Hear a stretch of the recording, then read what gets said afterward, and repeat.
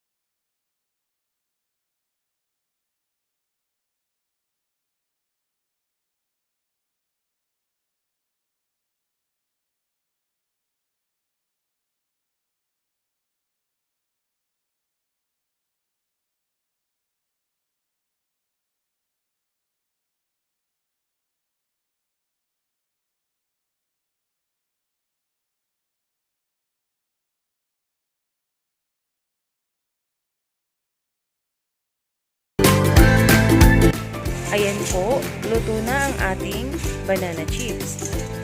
Naririnig nyo ba guys? Ang crunchy niya, di ba?